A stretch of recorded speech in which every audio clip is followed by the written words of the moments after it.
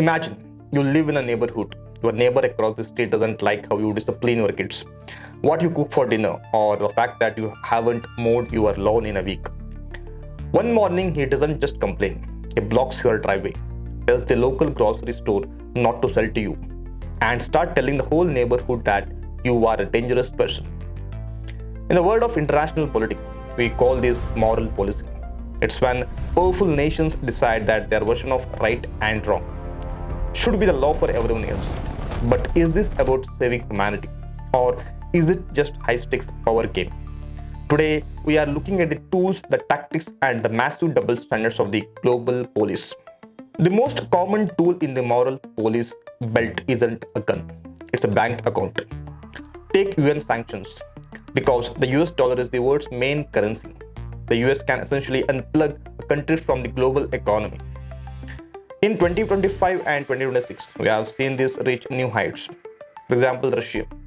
To punish Russia for the war in Ukraine, the West froze over $300 billion of their assets.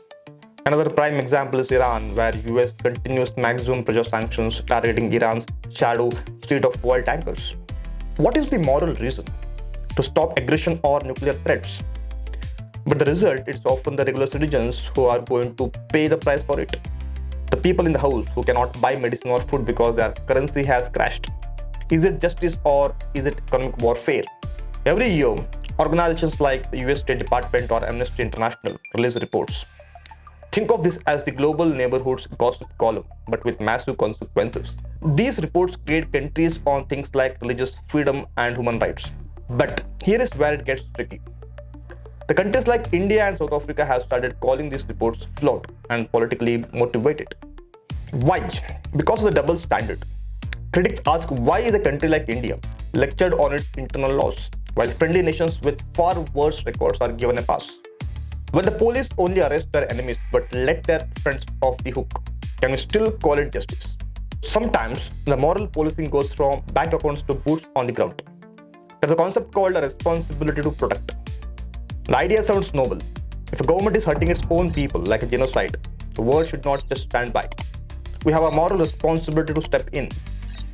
But look at Libya in 2011 or Syria. West intervened in Libya to save civilians, but the country ended up in a decade of civil war and chaos. Fast forward to 2026, and we see the world failing to invoke responsibility to protect in places like Sudan or Gaza. This selective intervention makes many wonder. Do the global police only show up when there is something to gain, like oil or a strategy base, and ignore the morality when there is nothing in it for them?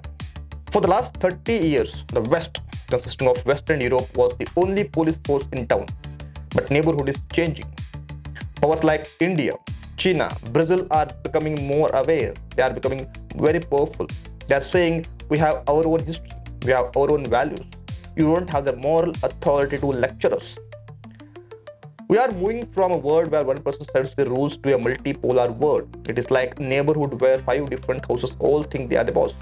It is more crowded, more argumentative, but perhaps more balanced. So, is moral policing a good thing? If it stops a genocide, then might be yes. If it is used to bully a smaller country or enemy country for its resources, then no. The biggest problem isn't the morality, it is the hypocrisy. As long as the global police have double standards, the rest of the world will continue to view their moral lectures as just another tactic for power.